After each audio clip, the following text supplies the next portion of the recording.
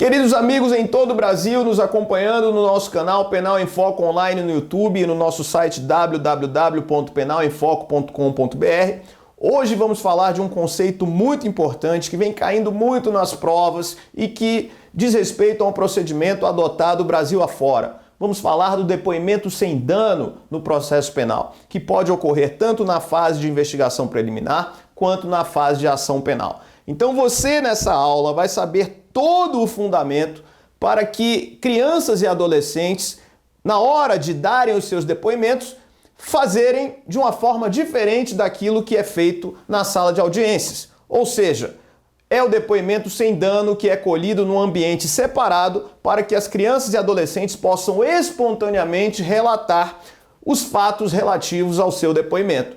Então, vamos trabalhar desde a Constituição Federal até o Estatuto da Criança e do Adolescente e também Convenção Internacional dos Direitos da Criança, chegando à recomendação de número 33 do Conselho Nacional de Justiça, da qual vamos tratar também nessa aula. Então, fique aí porque você vai saber tudo sobre depoimento sem dano para detonar na sua prova.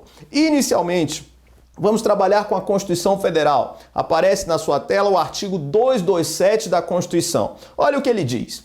É dever da família, da sociedade e do Estado assegurar à criança, ao adolescente e ao jovem, com absoluta prioridade, o direito à vida, à saúde, à alimentação, à educação, ao lazer, à profissionalização, à cultura, à dignidade, ao respeito, à liberdade e à convivência familiar e comunitária, além de colocá-los a salvo de toda forma de negligência, discriminação, exploração, violência, crueldade e opressão.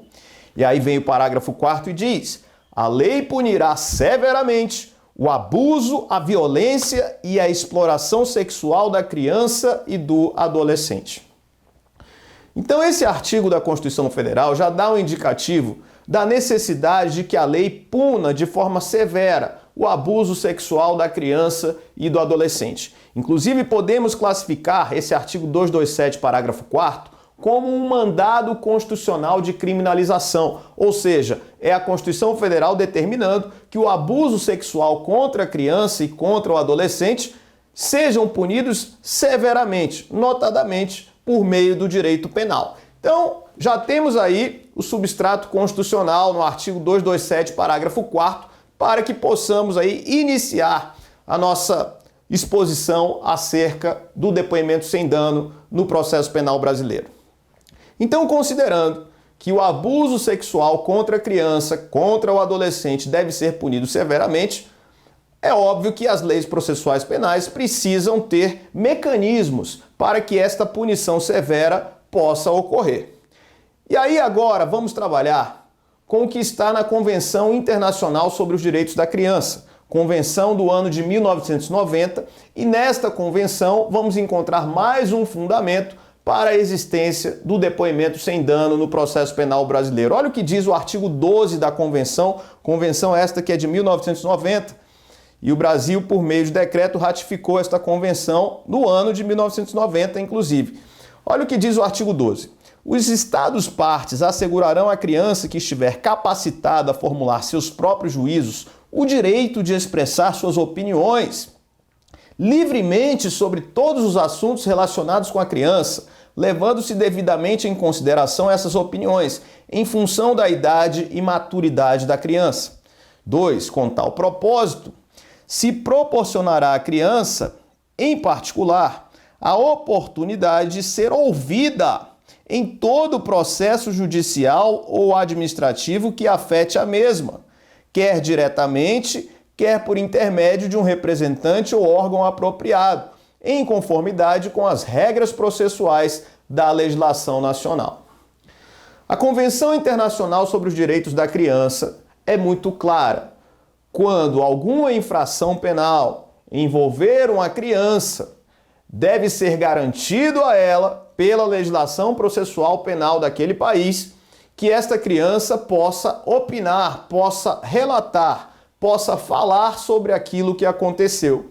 E isso ocorrerá, obviamente, mediante um depoimento colhido, tanto na fase de investigação preliminar quanto na fase de ação penal.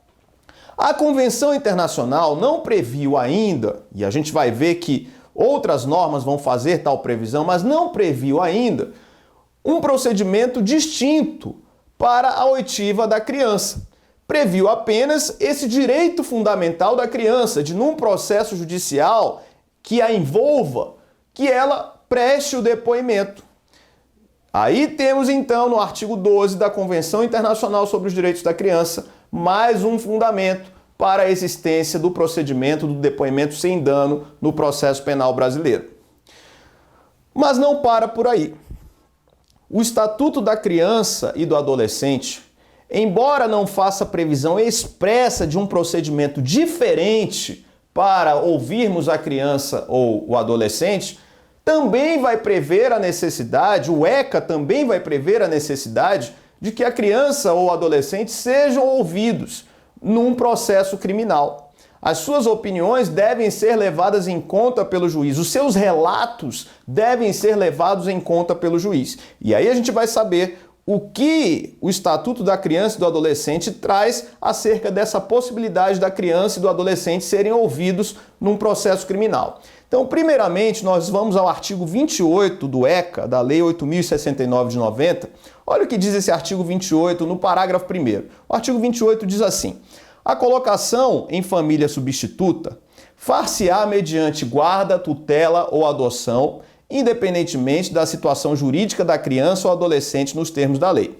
Parágrafo 1º. Sempre que possível, a criança ou adolescente será previamente ouvido por equipe interprofissional, respeitado seu estágio de desenvolvimento e grau de compreensão sobre as implicações da medida e terá sua opinião devidamente considerada. O artigo 28, parágrafo 1º do ECA, no procedimento de adoção, deixa clara a necessidade de ouvir a criança ou adolescente que estão aí para serem adotados no procedimento de adoção. Então a gente vê que o ECA tem essa preocupação de saber a opinião da criança ou do adolescente quando estamos falando de um procedimento relativo à adoção. Mas o ECA vai além. Ele não vai falar somente do procedimento de adoção quanto à necessidade de oitiva de crianças e adolescentes. No artigo 100, mais uma vez, o Estatuto da Criança e do Adolescente deixa clara a necessidade de que as crianças tenham suas opiniões consideradas pelo juízo na hora de tomar a decisão. Então a gente tem no artigo 100, que aparece na sua tela, o seguinte: na aplicação das medidas levar-se-ão em conta as necessidades pedagógicas, preferindo-se aquelas que visem ao fortalecimento dos vínculos familiares e comunitários. Parágrafo único. São também princípios que regem a aplicação das medidas. 12. Oitiva obrigatória e participação. A criança e o adolescente em separado ou na companhia dos pais de responsável ou de pessoa por si indicada, bem como seus pais ou responsável, têm direito a ser ouvidos e a participar nos atos e na definição da medida de promoção dos direitos e de proteção, sendo sua opinião devidamente considerada pela autoridade judiciária competente, observado o disposto nos parágrafos 1º e 2º do artigo 28 desta lei, que foi o artigo que a gente acabou de ler. Lemos anteriormente o artigo 28 antes do artigo 100. Então veja que esse artigo 100, ele está tratando da questão da aplicação de medidas socioeducativas quando criança ou adolescente pratica ato infracional. E o inciso 12 do artigo 100 deixa clara a necessidade de se ouvir esta criança, de se ouvir este adolescente, em relação à aplicação dessas medidas socioeducativas, para que a medida seja a mais adequada à realidade daquela criança, a mais adequada às suas necessidades.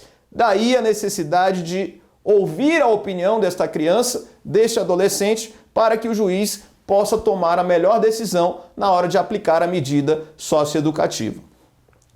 Então, considerando que a Constituição Federal, a Convenção Internacional sobre os Direitos da Criança, o Estatuto da Criança e do Adolescente dão primazia a esta necessidade de se ouvir a criança, de se ouvir o adolescente, o Conselho Nacional de Justiça criou a recomendação de número 33 de 2010, que diz respeito ao procedimento do depoimento sem dano no processo penal. Ou seja, sendo a criança vítima de um crime, sendo a criança testemunha de uma infração penal, ou sendo o adolescente vítima ou testemunha de uma infração penal, o procedimento para a colheita do seu depoimento não será o mesmo daquele realizado para a colheita dos depoimentos das pessoas em geral. O que vai acontecer então? Essa criança, esse adolescente, será colocado numa sala separada da sala de audiência, num ambiente que permita a espontaneidade das suas palavras, com brinquedo, com videogame. E esta criança e adolescente ou adolescente vai interagir com um psicólogo, com um assistente social, que irão, conversando com esta criança, colher as informações acerca daquela infração penal. Vinícius, mas no depoimento sem dano, as partes têm a oportunidade de fazer perguntas? Sim, as partes têm a oportunidade de fazer perguntas. Porque esse depoimento vai ser colhido mediante o uso de equipamento audiovisual, ou seja, videoconferência. Nós vamos ter uma câmera filmando esse depoimento da criança e esta imagem do depoimento, ela vai aparecer na sala de audiência.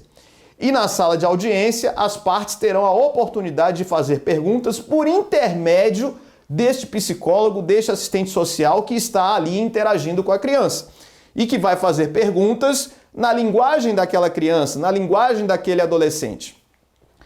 Isso porque o juiz, o defensor, o promotor de justiça não são pessoas profissionalmente capacitadas para esse tipo de diálogo.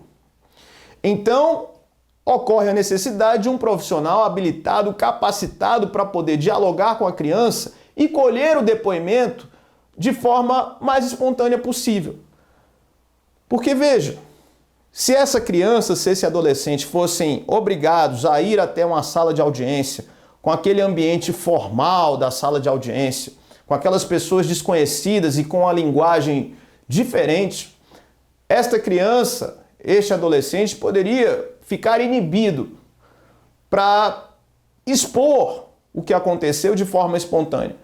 O objetivo, então, é gerar uma espontaneidade. No depoimento sem dano, a criança ou adolescente falarão de forma mais espontânea.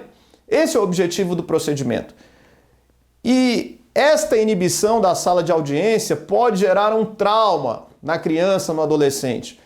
Então a ideia é não revitimizar essa criança, esse adolescente, evitar-se ao máximo esta revitimização e deixar a criança à vontade num ambiente tranquilo em que ela possa relatar de forma espontânea e clara aquilo que aconteceu.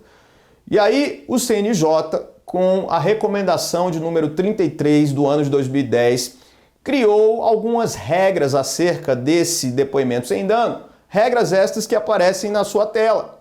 Então vamos ver o que diz a recomendação 33 do CNJ, que diz aí, recomendar aos tribunais. 1. A implantação de sistema de depoimento videogravado para as crianças e os adolescentes, o qual deverá ser realizado em ambiente separado da sala de audiências, com a participação de profissional especializado para atuar nessa prática. Letra A. Os sistemas de videogravação deverão preferencialmente ser assegurados com a instalação de equipamentos eletrônicos, tela de imagem, painel remoto de controle, mesa de gravação em CD e DVD para registro de áudio e imagem, cabeamento, controle manual para zoom, ar-condicionado para manutenção dos equipamentos eletrônicos e apoio técnico qualificado para uso dos equipamentos tecnológicos instalados nas salas de audiência e de depoimento especial. B. O ambiente deverá ser adequado ao depoimento da criança e do adolescente, assegurando-lhes segurança, privacidade, conforto e condições de acolhimento. Então é muito comum, por exemplo, muitos brinquedos estarem na sala para que a criança se sinta à vontade nessa sala onde ela vai prestar depoimento. Número 2. Os participantes de escuta judicial deverão ser especificamente capacitados para o emprego da técnica do depoimento especial, usando os princípios básicos da entrevista cognitiva. 3. O acolhimento deve contemplar o esclarecimento à criança ou adolescente a respeito do motivo e efeito de sua participação no depoimento especial, com ênfase à sua condição de sujeito em desenvolvimento e do consequente direito de proteção preferencialmente com emprego de cartilha previamente preparada para esta finalidade. 4. Os serviços técnicos do sistema de justiça devem estar aptos a promover o apoio, orientação e encaminhamento de assistência à saúde física e emocional da criança ou testemunha e seus familiares, quando necessários, durante e após o procedimento judicial. 5. Devem ser tomadas medidas de controle de tramitação processual que promovam a garantia do princípio da atualidade, garantindo a diminuição do tempo entre o conhecimento do fato investigado e a audiência de depoimento especial. Então veja o que está na recomendação de número 33 do Conselho Nacional de Justiça acerca do depoimento sem dano. Então haverá na sala onde a criança presta o depoimento um profissional especialmente capacitado para isso. Inclusive, muitos tribunais de justiça Brasil afora fazem cursos de especialização para os seus psicólogos e assistentes sociais que trabalham no tribunal, exatamente para que tenham essa capacidade de interação mais aguçada no momento de colher esse depoimento. E aí a criança ou adolescente, de forma mais espontânea, vai conseguir falar aquilo que aconteceu. Então, é comum que esse profissional fique com um ponto eletrônico para ouvir o que as partes na sala de audiência têm para perguntar. E aí as partes passam essas perguntas para o juiz anota quais são as perguntas e vai aos poucos dizendo quais são as perguntas para esse psicólogo, esse assistente social, que vai conversar com a criança, com o adolescente, para que a criança ou adolescente relatem aquele fato. Então, tem sido muito utilizado o procedimento do depoimento sem dano em relação aos crimes de estupro de vulnerável. No Distrito Federal, por exemplo, o TJDFT já adotou como prática o depoimento sem dano nos casos de estupro de vulnerável, em que a criança e o adolescente relatam aí toda a sorte de abusos dos quais foram vítimas, né? Então a gente vai ter esse tipo de procedimento muito utilizado em relação ao estupro de vulnerável. E aí veja como tem tratado sobre o tema a jurisprudência do STF e do STJ. O que tem dito o Supremo Tribunal Federal e o Superior Tribunal de Justiça sobre o depoimento sem dano colhido em âmbito criminal. Então a gente vai ver um julgado do STF e um julgado do STJ, ambos revelando o entendimento dos tribunais superiores acerca da validade do procedimento do depoimento sem dano no processo penal brasileiro. É preciso deixar claro o seguinte: a regulamentação desse depoimento hoje, basicamente, ela vem da recomendação 33 do CNJ, com regulamentações internas nos tribunais. Porém, no Código de Processo Penal e nas leis processuais penais, hoje você não encontra nada regulamentando esse depoimento sem dano. Esperamos que em breve, inclusive, tem projeto de lei no Congresso Nacional, a autora, inclusive, a deputada federal Maria do Rosário, que prevê alteração na legislação para a implementação desse depoimento sem dano. Porém, na lei hoje ainda não há nada, apenas projeto de lei no Congresso Nacional. Então, a gente vai ver agora um julgado do Supremo Tribunal Federal, no RHC 121.494, tratando do depoimento sem dano. Olha o que diz a ementa: recurso ordinário em habeas corpus, estupro de vulnerável, artigo 217-A do Código Penal. Produção antecipada de provas, inteligência do artigo 156, inciso 1 do Código de Processo Penal. Fundamentação idônea, recurso não conhecido. A instância ordinária, à luz das peculiaridades do caso, estupro de vulnerável cometido contra crianças de 10 e 8 anos de idade, apresentou fundamentação jurídica idônea para justificar a produção antecipada de provas, destacando a urgência, a relevância e a proporcionalidade da medida nos termos do artigo 156, inciso 1 do Código de Processo Penal. Não há, portanto, vício de fundamentação. Ademais, qualquer conclusão desta Corte acerca da desnecessidade da medida antecipatória seria necessário o revolvimento de fatos e provas, o que não é admitido em sede de habeas corpus. Por fim, não se pode afirmar que tal medida cautelar implique constrangimento ilegal ao direito de locomoção do recorrente, sanável via habeas corpus. Isso porque, se oferecida a denúncia, poderá o acusado com observância ao devido processo legal, sustentar suas teses e produzir provas de suas alegações, as quais serão oportunamente examinadas. Nada impede, inclusive, que a defesa postule a repetição da prova oral produzida, recurso ordinário não conhecido. Então, o relator aí, ministro Teori Zavascki, segunda turma, julgado em 4 de novembro de 2014, um julgado recente do Supremo Tribunal Federal. Então veja que o Supremo está dizendo que se o juiz resolve, a título de produção antecipada de provas, ou seja, antes do início da ação penal, determinar a realização do depoimento sem dano, para que haja a incidência do princípio da atualidade que está na recomendação do CNJ, que seria buscar o intervalo mínimo possível entre o fato e o depoimento da criança. Veja que para a criança resgatar algo em sua memória, existe uma dificuldade bem maior do que a dificuldade de um adulto, por exemplo. Muitas vezes porque a criança sequer tem noção da gravidade daquela infração penal, o que torna ainda mais difícil o resgate da memória pela falta de noção do quão grave aquela infração foi. Então, com isso, o juiz decretando a produção antecipada de provas para colher o depoimento da criança ou do adolescente, o STF considera isso como válido, não havendo qualquer violação à contraditória e ampla defesa, na medida em que a defesa, no curso da ação penal, terá a oportunidade, inclusive, de impugnar aquele depoimento ou até pedir a repetição do depoimento no curso da ação penal. Então, o entendimento do Supremo Tribunal Federal no RHC 121.494. E o que diz o STJ acerca desse procedimento do depoimento sem dano? Olha o que diz o Superior Tribunal de Justiça no RHC 45589 do Mato Grosso. Um abraço para todo o pessoal do Mato Grosso nos acompanhando no Penal em Foco. Olha o que diz o STJ, processual penal, recurso ordinário em habeas corpus, estupro de vulnerável, oitiva da vítima mediante depoimento sem dano. Veja que a expressão já vem sendo adotada pela jurisprudência. Concordância da defesa, nulidade e inexistência. Esta corte tem entendido justificada nos crimes sexuais contra criança e adolescente a inquirição da vítima na modalidade do depoimento sem dano, em respeito à sua condição especial de pessoa em desenvolvimento, procedimento admitido inclusive antes da deflagração da persecução penal mediante prova antecipada. Olha o STJ acompanhando o STF aí, permitindo a produção antecipada de prova.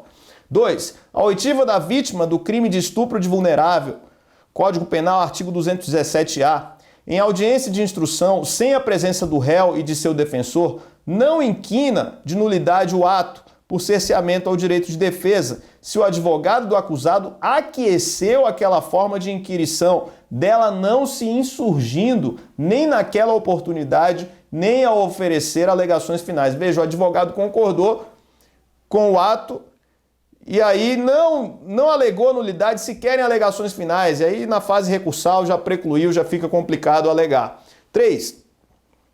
Além da inércia da defesa, que acarreta a preclusão de eventual vício processual, não restou demonstrado prejuízo concreto ao réu, incidindo na espécie o disposto no artigo 563 do Código de Processo Penal, que acolheu o princípio da par de nullité sans griffe.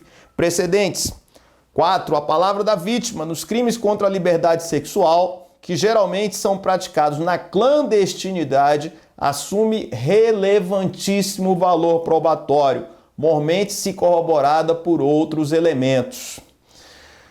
5. No caso, além do depoimento da vítima, o magistrado sentenciante, no decreto condenatório, considerou o teor dos testemunhos colhidos em juízo e o relatório de avaliação da menor, realizado pelo Conselho Municipal, para formar seu convencimento. 6. Recurso ordinário desprovido. Então, RHC 45589, relator ministro Gurgel de Faria, quinta turma, julgado desse ano de 2015, 24 de fevereiro de 2015. Então veja, um julgado recente em que o Superior Tribunal de Justiça deixa claro que o depoimento sem dano é algo admitido no nosso ordenamento jurídico, embora não haja expressa previsão legal, mas não há qualquer violação à lei na realização desse tipo de procedimento. Ao contrário, ele estaria adequado à nossa legislação. Então veja que o STJ admite que o depoimento sem dano seja realizado a título de produção antecipada de provas. Agora, se a defesa técnica, a defesa do acusado, quiser de alguma forma impugnar esse depoimento, que o faça no momento oportuno, né? Notadamente quando foi decidido que seria realizado o depoimento, ou seja, da decisão que determinou a realização da produção antecipada de provas mediante depoimento sem dano, que a defesa já tome alguma atitude, impetrando o HC ou, dependendo da decisão, algum recurso cabível para alegar a nulidade desse tipo de procedimento. Porém, os tribunais superiores não têm acolhido esta alegação de nulidade. Inclusive, se a criança ou adolescente, neste depoimento, contar uma história pertinente, algo que esteja de acordo com os demais elementos de prova, é praticamente certa a condenação. Nesse tipo de crime, principalmente no estupro de vulnerável, tratado por esses julgados, a gente vai ter aí na palavra da vítima uma tônica muito, muito forte para eventual condenação, para eventual sentença condenatória. Então tem um valor probatório muito, muito grande a palavra da vítima nesses crimes contra a liberdade sexual. Então veja que na jurisprudência o depoimento sem dano tem sido acolhido e tem sido muito utilizado Brasil afora para a colheita de oitiva de crianças e adolescentes, não somente no estupro de vulnerável não, mas em inúmeras infrações penais. Então nessa aula você aprendeu todo o fundamento que sustenta a existência de depoimento sem dano no processo penal brasileiro. Você viu a Constituição Federal, o Estatuto da Criança e do Adolescente, a Convenção Internacional dos Direitos da Criança, Recomendação 33 do CNJ e jurisprudência do STF e do STJ a respeito. Uma aula completa para você sobre o tema. E agora só resta você na sua prova arrebentar quando for o tema depoimento sem dano. Muito obrigado, acompanhe nosso canal. Se você gostou desse vídeo, dá uma curtida aí no YouTube. Ela é muito importante para a continuidade do nosso trabalho. Um grande abraço a todos vocês no Brasil inteiro. Até nosso próximo bloco, falando sobre conceitos estranhos do direito penal e do direito processual penal. Em breve um novo vídeo para você. Um abraço.